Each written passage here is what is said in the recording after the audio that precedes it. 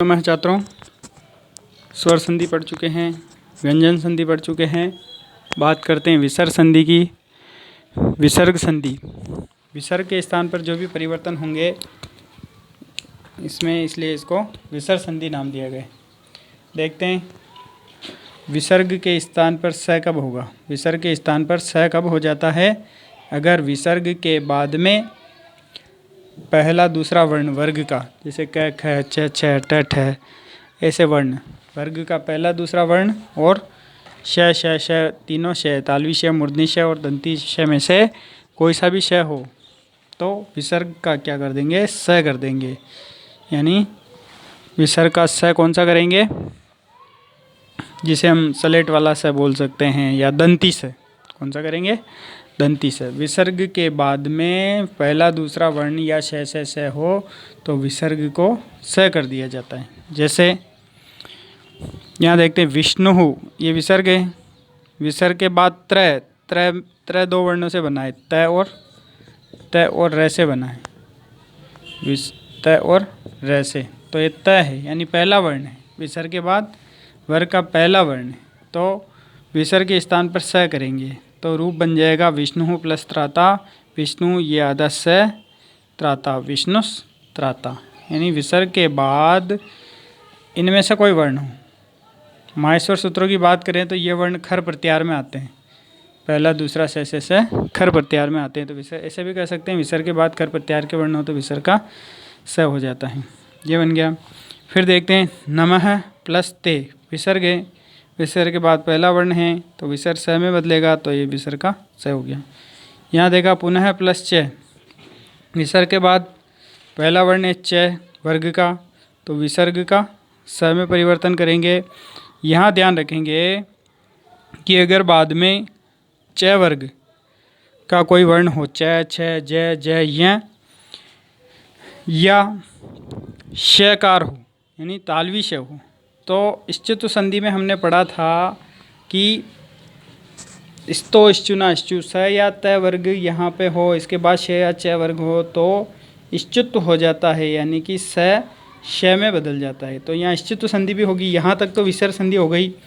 पुनः प्लस च, तो पुनस प्लस च, ये स विसर्ग से बना। विसर्ग संधि से विसर्ग का स हुआ, और विसर्ग का स होने के बाद इश्चुत होकर के स किस में बदल जाएगा? श में। तालवी श में कब बदलेगा? बाद में च छ ज ज य होगा तभी, या श होगा, तालवी श होगा तो भी स श में बदल जाएगा। तो स श में बदल गया और रूप बन गया पुनश्च। ऐसे ही यहाँ देखते हैं धनु प्लस टंकार, विसर्ग का परिवर्तन पहले स में होगा क्योंकि बाद में पहला वर्ण है। यहाँ तक हो गया विसर्जनीय स से विसर्ग का स, और फिर ये स भी षटकोण वाले श में यानी कि मूर्धनी श में बदल जाएगा। क्यों बदलेगा? क्योंकि इष्टुत्व संधि हो जाएगी। ट वर्ग बाद में है, ट वर्ग बाद में होने पर इष्टुत्व संधि हो जाएगी। सकार के बाद ट वर्ग बाद में है, यानी ट वर्ग का एक वर्ण है ट, इसलिए स षटकोण वाले श में बदल के तनुष्टंकार है। ऐसे ही कह प्लस त्वम, विसर्ग का स में परिवर्तन हो गया। कह प्लस चित, विसर्ग का स में परिवर्तन होकर के फिर श में परिवर्तन हुआ, यानी पहले तो दंती स में बदला और फिर तालवी श में इश्चुत संधि होकर बाद में च वर्ग का वर्ण है च, इसलिए ये श बन गया कश्चित। ऐसे ही गाव है प्लस च, गावश च, ये शल्यम वाला श बना क्योंकि च वर्ग बाद में है, च वर्ग का वर्ण है च, तो स पहले बना था ये वाला, दंती स बना था, और दंती श का फिर तालवी श में बदल गया क्योंकि इश्चुत संधि भी हो गई। तो गाव है प्लस च में संधि पूछे तो विसर्ग संधि करनी, लेकिन अगर ऐसे पूछ ले गावस प्लस च तो वहाँ पे इश्चुत करनी। जैसे पुनः प्लस च, यहाँ पे विसर्ग संधि है, लेकिन पूछे पुनस प्लस च, संधि होगी पुनश्च और कौन सी होगी? तो इश्चुत संधि। पुनः प्लस च, पुनश्च सीधा ही पूछे पुनः प्लस च, पुनः सीधा ही पूछे पुनश्च में कौन सी संधि है? तो विसर्ग संधि कर सकते हैं। या ऑप्शन में इश्चुत हो तो इश्चुत भी कर सकते हैं, दोनों ही कर सकते हैं। पुनश्च पूछते हैं तो विसर्ग संधि भी करेंगे, इश्चुत संधि भी करेंगे। धनुष्टंकार पूछे विसर्ग संधि भी करेंगे, इश्चुत संधि भी करेंगे। लेकिन धनु प्लस टंकार में संधि होगी तो पहले तो बनेगी धनुष्टंकार और फिर बनेगी धनुष्टंकार। जो ऑप्शन में राइट हो, जो ऑप्शन में हो वही राइट कर देंगे अपन। फिर आता है महर्षि पाणिनि करते हैं वाशरी। ये काम हम विकल्प से करेंगे अगर छ छ छ वर्ण बाद में हो।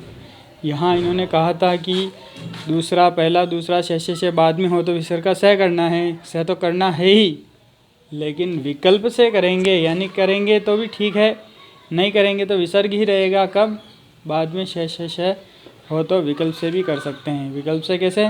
जैसे हरि प्लस शेते, ये श है बाद में, कोई सा भी श बाद में हो, तीनों श में से श श श, ये श बाद में है तो हरि प्लस शेते एक रूप तो ऐसे ही रखेंगे विकल्प से, विसर्ग का विसर्ग ही रहेगा। और दूसरा रूप बनाएंगे तो श बाद में होने पर इश्चित भी हो जाएगा और स में भी बदल जाएगा तो हरीश शेते। ऐसे ही राम है प्लस शेते, राम है शेते, विसर्ग ही रहेगा क्योंकि श बाद में है। और दूसरा रूप बनाएंगे तो श बाद में इश्चित संधि होकर के सत्व होकर के स बन करके इश्चित संधि होकर के रामा शेते। इसी प्रकार मन प्लस संताप, एक रूप तो होके हुए रहेंगे इनमें, और दूसरा रूप बाद वाले वर्ण को देख के करेंगे। स बाद में है तो स यही रहेगा, बाद में शलजम वाला श है तो इश्चित भी हो जाएगा तो श ये बन जाएगा, शलजम वाला बाद में इश्चित होगा श बन जाएगा। और नी प्लस स्वार्थ है स ये वाला है तो स यही बनेगा। ये थी विसर्ग में सत्व संधि से, सत्व संधि के नाम से जानते हैं इसको। सत्व हो रहा है यहाँ पे, सत्व होने के कारण, स होने के कारण इसको सत्व संधि। सूत्र आराम से कहता है विसर्जनीय स, विसर्ग का स कर देते हैं। कब कर देते हैं? खर बाद में होने पर, खर प्रत्याहार का वर्ण बाद में हो तो विसर्ग का स हो जाता है। जय तु संस्कृतम, जय तु भारतम।